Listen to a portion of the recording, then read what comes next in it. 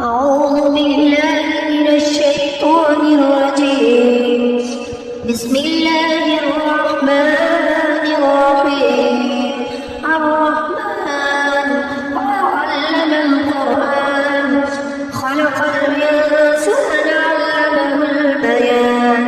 الشمس والقمر بحسبان والنجم والشجر يسجدان والسماء رفعها ووضع الميزان ألا تطغوا في الميزان وأقيموا الوزن بالقسط ولا تخسروا الميزان والأرض وضعها للأنام فيها فاكهة والنخل ذات الأكمام والحب ذو العصف والريحان فبأي آلاء ربكما تكذبان.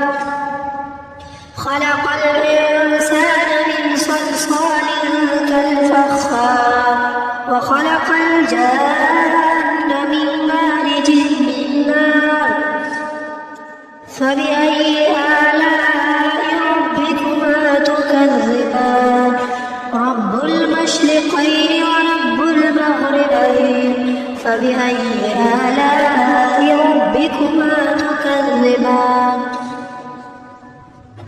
مرج البحرين يلتقيان بينهما برزخ لا يبغيان فبأي آلاء ربكما تكذبان. يخرج منهما اللؤلؤ والمرجان فبأي آلاء ربكما تكذبان. وله الجوار المنشآت في البحر كالأعلام فبأي آلاء ربكما تكذبان. كل من عليها فان ويبقى وجه ربك ذو الجلال والإكرام فبأي آلاء ربكما تكذبان. يسأله من في السماوات والأرض كل يوم هو في شأن فبأي آلاء ربكما تكذبان. سنفرغ لكم أيها الثقلان فبأي آلاء ربكما تكذبان. يا معشر الجن والإنس إن استطعتم أن تنفذوا من أقطار السماوات والأرض فانفذوا لا تنفذون إلا بسلطان فبأي آلاء ربكما تكذبان.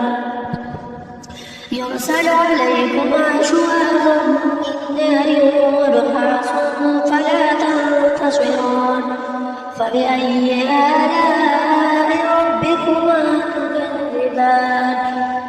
فإذا انشقت السماء فكانت وردة كالدهان فبأي آلاء ربكما تكذبان. فيومئذ لا يسأل عن ذنبه إنس ولا جان فبأي آلاء ربكما تكذبان.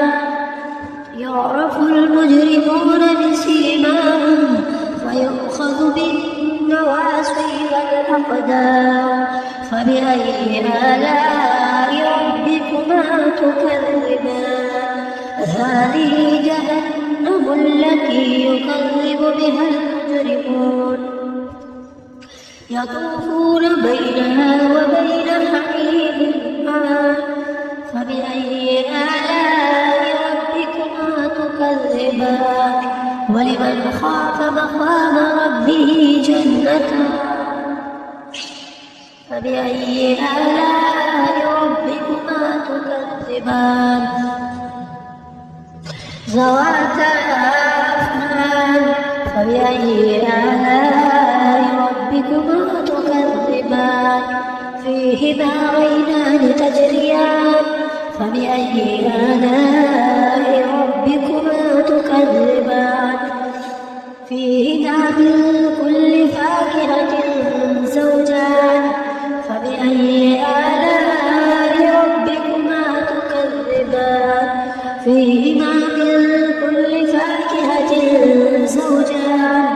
فبأي آلاء ربكما تكذبان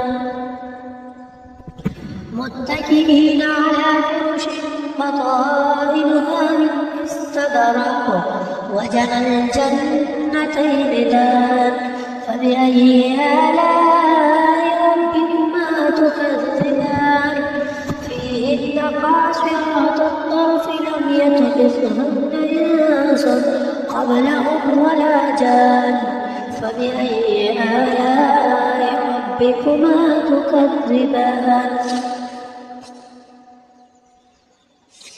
كأنهن الياقوت والمرجان فبأي آلاء ربكما تكذبان هل جزاء الإحسان إلا الإحسان فبأي آلاء ربكما تكذبان ومن دونهما جنتان فبأي آلاء ربكما تكذبان مدهامتان فبأي آلاء ربكما تكذبان فيهما عينان نضاختان فبأي آلاء ربكما تكذبان فيهما فاكهة ونخل ورمان فبأي آلاء ربكما تكذبان فيهن خيرات حسان